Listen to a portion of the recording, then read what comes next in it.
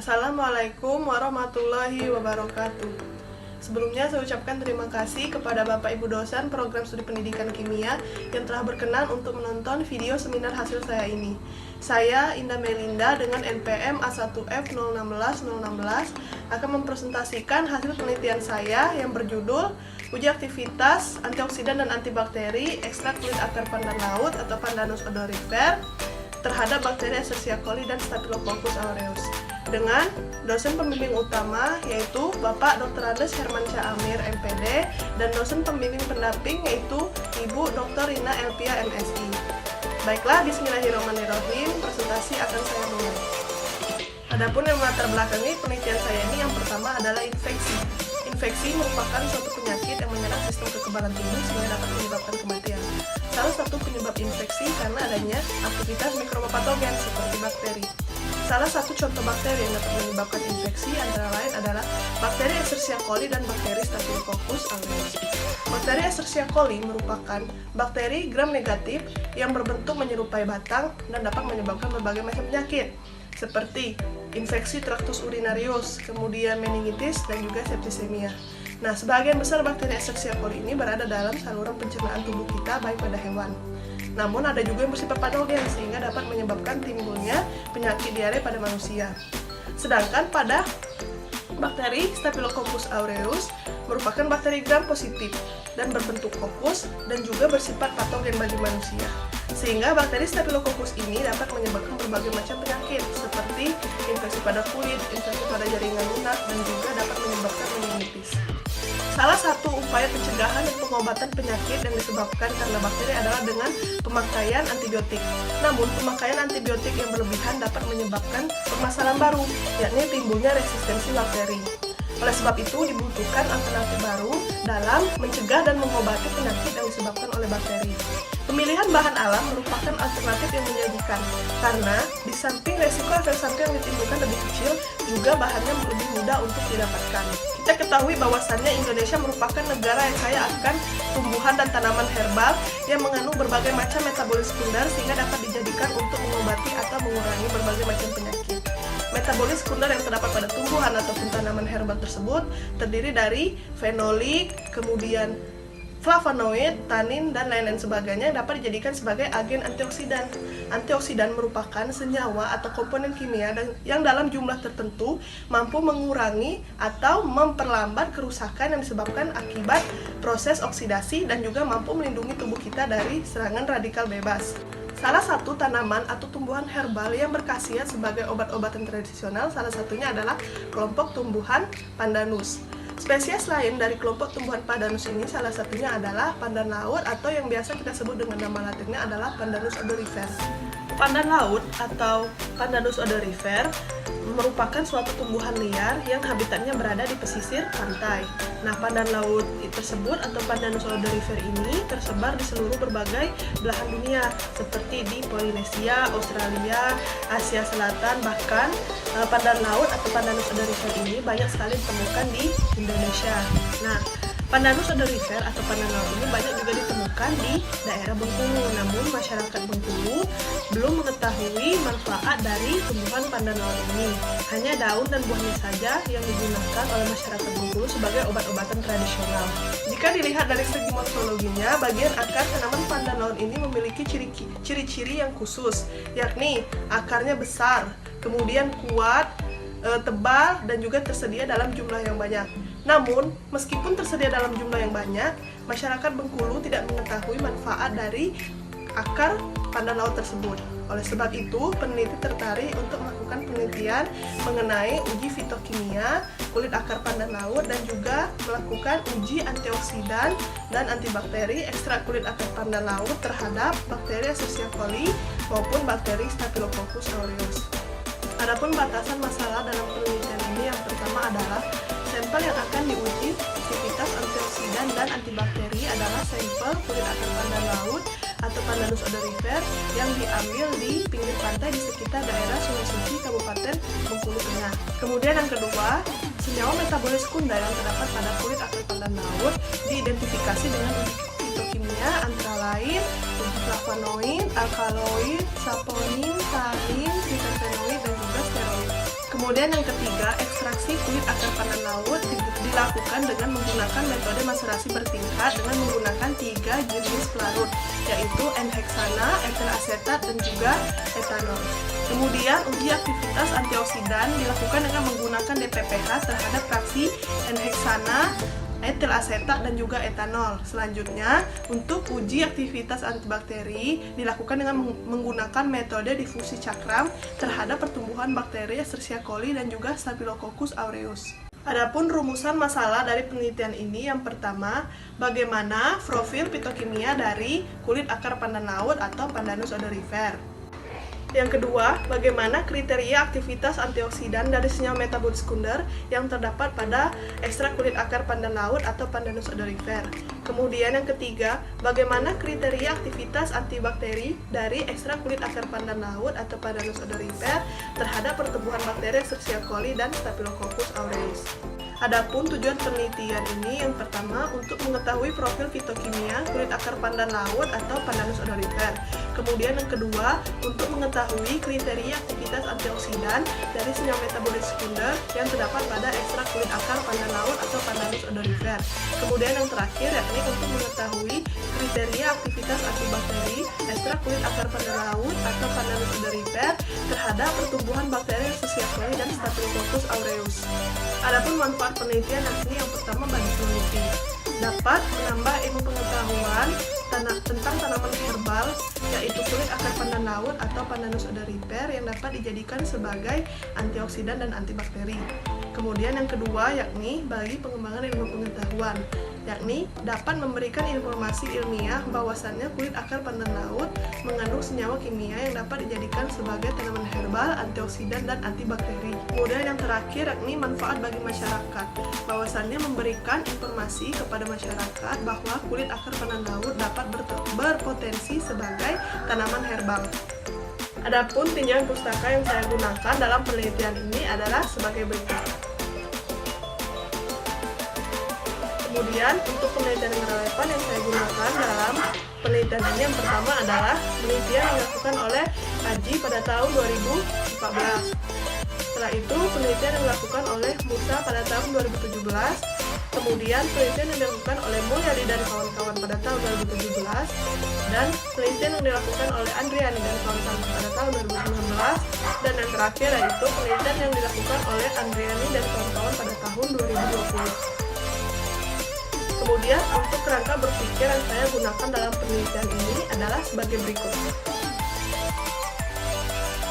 Kemudian metode penelitian. Untuk tempat dan waktu penelitian dilaksanakan di Laboratorium Pendidikan Kimia Fakultas Keguruan dan Ilmu Pendidikan Universitas Bengkulu yang dilakukan dari bulan Januari hingga bulan Maret 2020. Adapun alat dan bahan yang saya gunakan dalam penelitian adalah sebagai berikut. Kemudian untuk prosedur penelitian, yang pertama adalah persiapan sampel. Sampel yang diambil yakni adalah sampel kulit akar pandan laut yang diambil di pinggir pantai di sekitar daerah Sungai Suci, Kabupaten Bengkulu Tengah. Kemudian kulit akar yang telah diambil dibersih dari pengotornya menggunakan air. Setelah kulit akar bersih, kulit akar dipotong menjadi ukuran yang lebih kecil dan kemudian dijemur tanpa terkena sinar matahari secara langsung. Setelah kering, maka kulit akar pandan laut tersebut di blender agar ukurannya lebih menjadi halus. Untuk ekstraksi kulit akar pandan laut yakni digunakan dengan menggunakan metode maserasi bertingkat dengan menggunakan 3 jenis larut.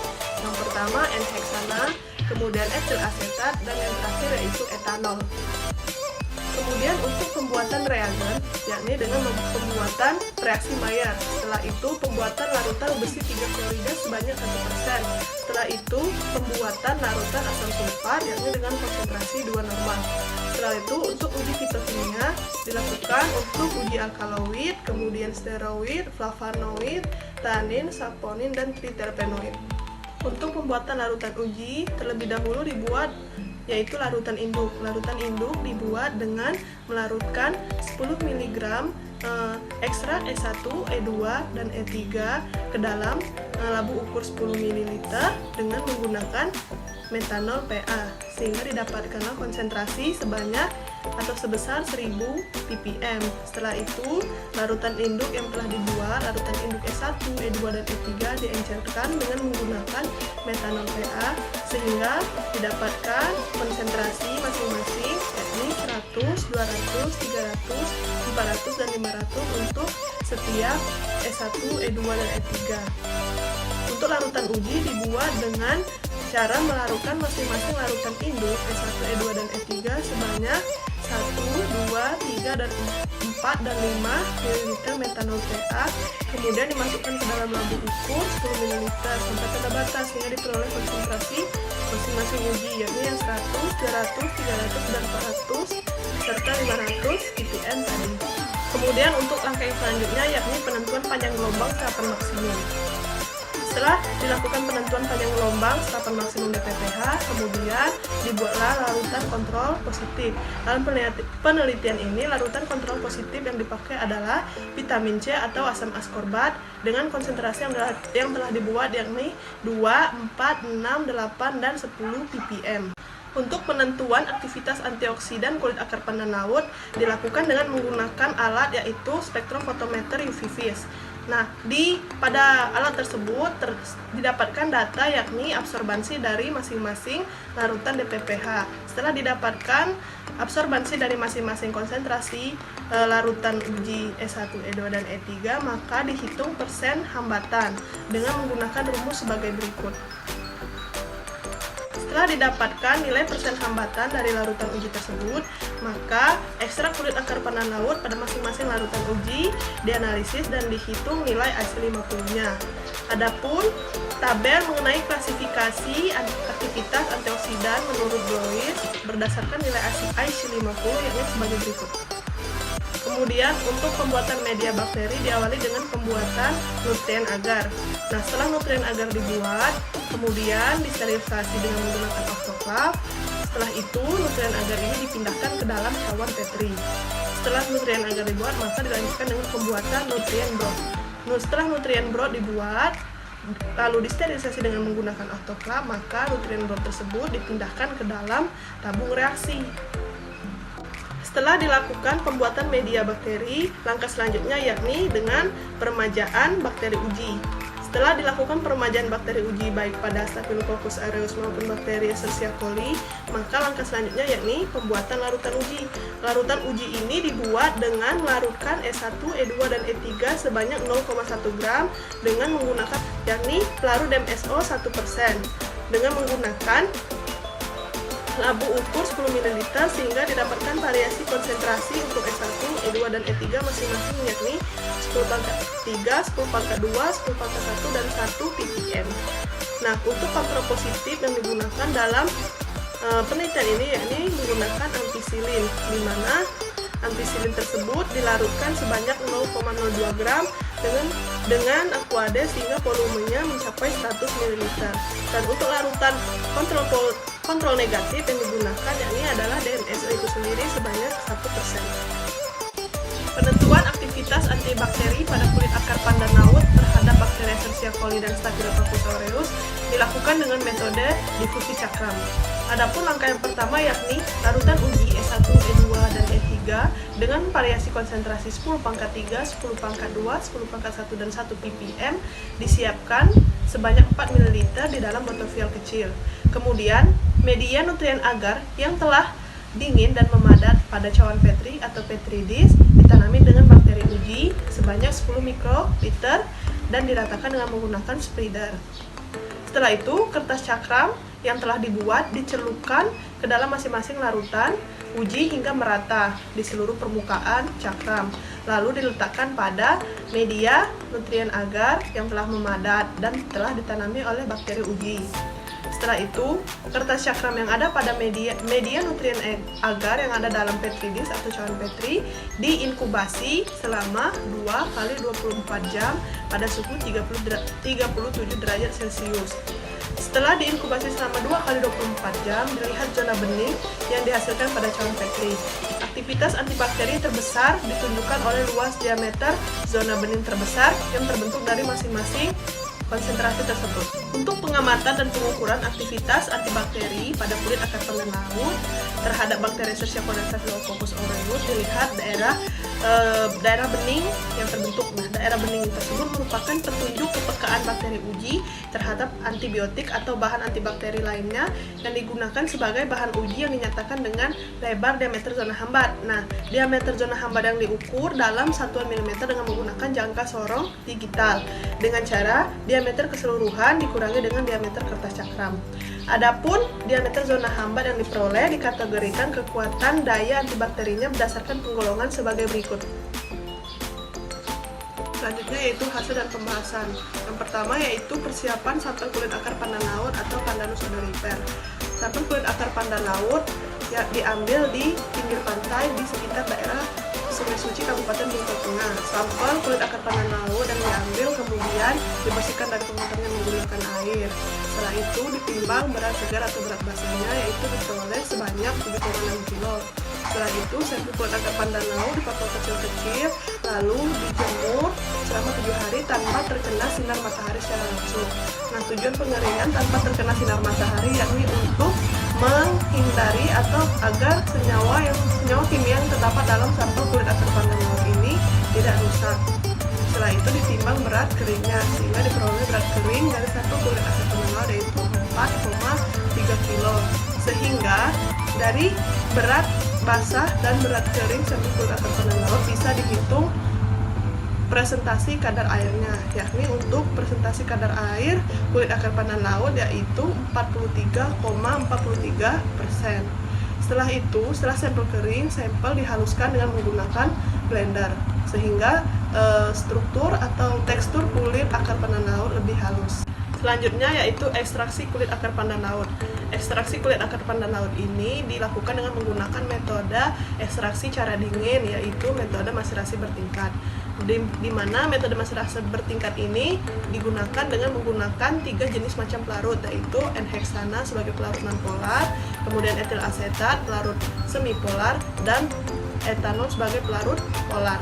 Nah, di mana proses maserasi ini dilakukan dengan cara merendam sampel kulit akar pandan laut dengan pelarut masing-masing dimulai dari pelarut yang memiliki kepolaran lebih rendah, yaitu dimulai dari pelarut N-heksana, kemudian dilanjutkan dengan pelarut etil asetat, dan yang terakhir dilanjutkan dengan pelarut etanol. Di mana proses perendaman sampel kulit akar pandan laut tersebut dilakukan selama 2 x 24 jam, sesekali dilakukan pengadukan.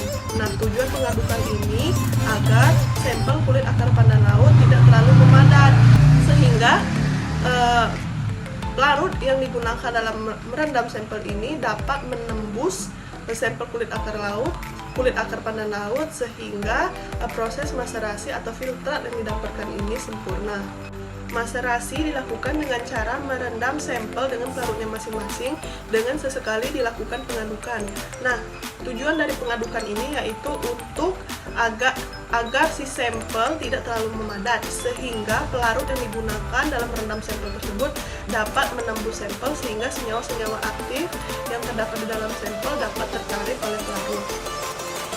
Setelah itu, setelah dilakukan perendaman, sampel disaring sehingga didapatkan filtrat dari masing-masing setiap pelarut. Filtrat yang diperoleh dari hasil maserasi tersebut kemudian dikentalkan atau dipekatkan dengan menggunakan alat yaitu rotary evaporator dengan suhu 40 derajat Celcius hingga filtrat tersebut mengental sehingga didapatkan ekstrak yang kental. Untuk ekstrak dari pelarut N-heksana dilambangkan dengan E1, untuk dari yang etil asetat dilambangkan dengan E2, dan untuk yang etanol dilambangkan dengan E3. Nah, dari hasil percobaan diperoleh untuk ekstrak N-heksana diperoleh persen randemen sebanyak 0,24%, lalu untuk persen randemen dari etil asetat atau E2 yaitu 0,83%, dan untuk persen randemen E3 atau etanol didapatkan persen randemen yaitu 0,414%. Selanjutnya yaitu uji fitokimia kulit akar pandan laut. Untuk uji fitokimia kulit akar pandan laut ini dilakukan terhadap golongan metabolit sekunder yaitu alkaloid, triterpenoid, kemudian flavonoid, saponin, tanin, dan juga steroid. Nah, dalam penelitian ini dilakukan uji fitokimia pendahuluan terlebih dahulu, di mana ini bertujuan untuk mengetahui ada atau tidaknya senyawa metabolis sekunder yang terdapat di dalam kulit akar pandan laut. Sehingga dalam penelitian ini diperoleh uji fitokimia pendahuluan, yaitu sebagai berikut. Dari hasil uji fitokimia pendahuluan diperoleh bahwasannya untuk kulit akar pandan laut mengandung senyawa alkaloid, triterpenoid, steroid, tanin, saponin, namun tidak mengandung senyawa yaitu flavonoid. Nah, oleh sebab itu, karena dalam kulit akar pandan laut mengandung beberapa senyawa metabolis sekunder, oleh sebab itu untuk uji fitokimia pendahuluan dilanjutkan ke proses, yaitu proses ekstraksi. Nah, setelah dilakukan proses ekstraksi, diperoleh ekstrak kental dari masing-masing pelarut. Nah, setelah didapatkan itu barulah dilanjutkan untuk uji fitokimia terhadap masing-masing fraksi dari ekstrak tersebut. Ya, ini dilakukan uji fitokimia pada ekstrak N-heksana, etil asetat, dan juga etanol. Berdasarkan uji fitokimia dari ekstrak E1, E2, dan E3, maka penelitian dilanjutkan kepada uji aktivitas antioksidan dan juga uji aktivitas antibakteri terhadap ekstrak kulit akar pandan laut pada bakteri Escherichia coli dan juga Staphylococcus aureus. Untuk uji aktivitas antioksidan ekstrak kulit akar pandan laut pada metode Ritter, hal yang pertama dilakukan yaitu menentukan panjang gelombang maksimum dari DPPH itu sendiri, di mana dalam penelitian didapatkan panjang gelombang maksimum DPPH yaitu 516 nanometer. Setelah didapatkan panjang gelombang maksimum, barulah diukur absorbansi dari larutan uji yaitu E1, E2, E3, dan juga asam askorbat. Nah, untuk hasil pengukuran aktivitas antioksidan ekstrak kulit akar pandan laut pada ekstrak N-heksana atau E1, berbagai macam variasi konsentrasi dapat dilihat dari tabel berikut. Dari tabel hasil pengukuran aktivitas antioksidan N-heksana tadi, maka dapat dibuat kurva regresi linearnya. Adapun kurva regresi linearnya sebagai berikut.